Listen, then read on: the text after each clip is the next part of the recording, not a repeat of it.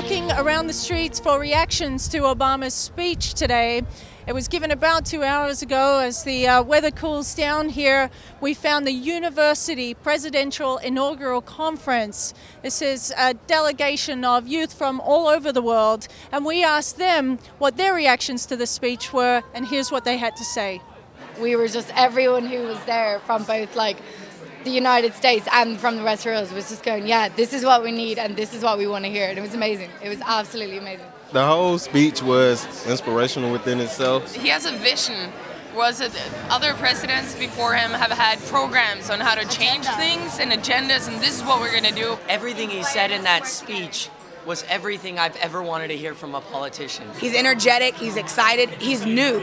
You know, I mean, the president has been an old white guy since the beginning. The part where he said that people judge you on what you build and not what you destroy, meaning just the positive things you're gonna do, and just, it seems like he has a good vision, and I just hope he can do it. Glad that the first thing that he said was, you know, he thanked Bush for what he did, but also being a military brat, you know, supporting the soldiers and saying thanks guys for what you did, and we really appreciate backing them is a really good thing. And then he said it was about about enemies, both foreign and domestic, and I just remember him saying, "We will defeat you," and I'm like, oh well.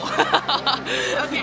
That's what sticks in my head. Yes, we can. Okay, but I think it's better to work with them than defeat them. But he says he wants to do everything with peace and understand that his dad's from Africa and everyone's our friends, foreign countries, but there are times like Iraq, Afghanistan, we do have to go in there with a strong hand and make sure we're completing the task at hand, you know? So now that you've brought that up, I do see it as a mixed message. But you still support it? Oh, absolutely, yeah. I definitely think that he has, as I said before, a great vision. I think with his cabinet, he can get things done. This was the first election that I know a lot of my peers and people that I've talked to have felt like, well, you know, we went out and voted for him and he got elected. You know, we really can, you know, do something and make a difference.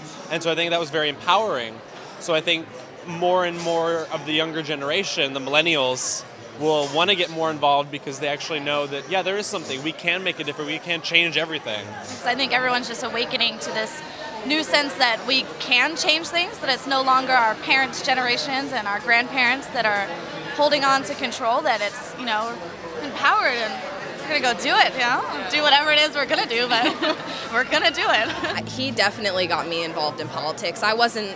During the Bush administration, I was just like, this place sucks. I just turned 18, and so I was just like, I am not a person here. I don't count.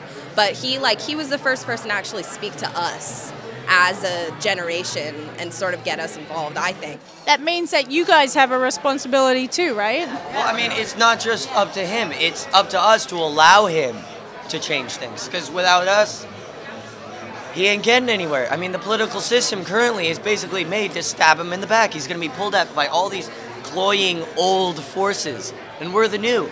And we're basically the oil in his new machine that's going to get everything working again.